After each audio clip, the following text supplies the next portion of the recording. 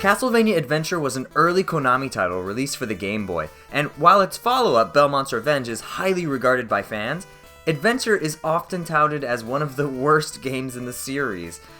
I, however, am of the opinion that Adventure is actually a great Castlevania game.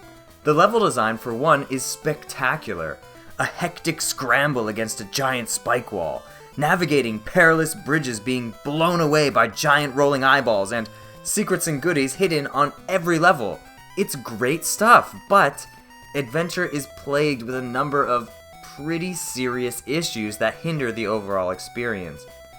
The biggest complaints are aimed at the speed of the game, Christopher's bizarre jump arc, and the downgrade your whip receives anytime you take damage. So, instead of trying to convince the internet that Adventure is actually a good game behind all its shortcomings, I decided to fix it. It's not a rebirth, but rather a rebalance.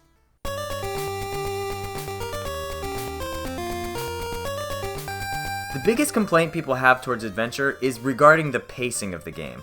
Christopher just moves so slow. Of course, this is a 1989 release, and the screen blur on that beautiful brick was quite bad.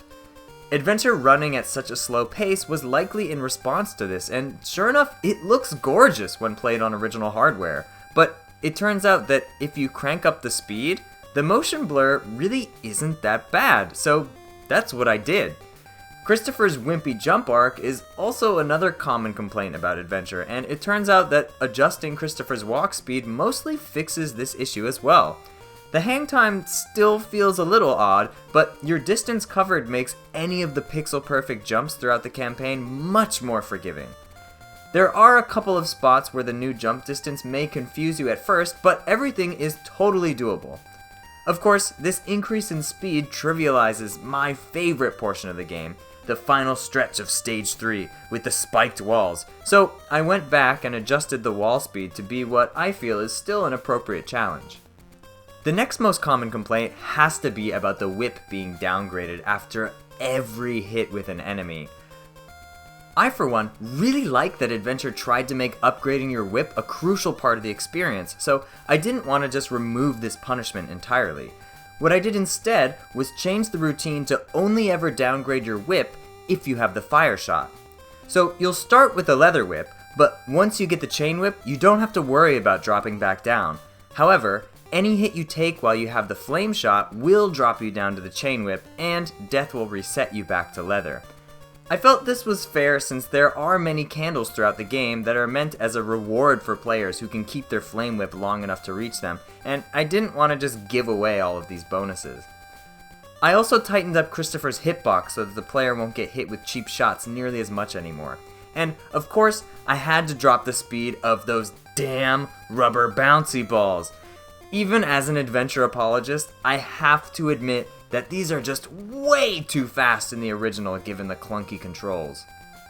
And the last major thing that I changed was the battle with Dracula.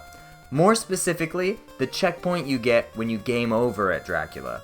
In the original, it was always back to the beginning of the stage. Now, if you get a game over at Dracula, you will always respawn back in the room just above his chambers. Unfortunately, this does mean that it will be impossible to approach the fight with a flame shot if you don't beat him the first time, but I, for one, gladly take this over having to go through the entire stage, an entire quarter of the game, mind you, just to get a rematch with the Count.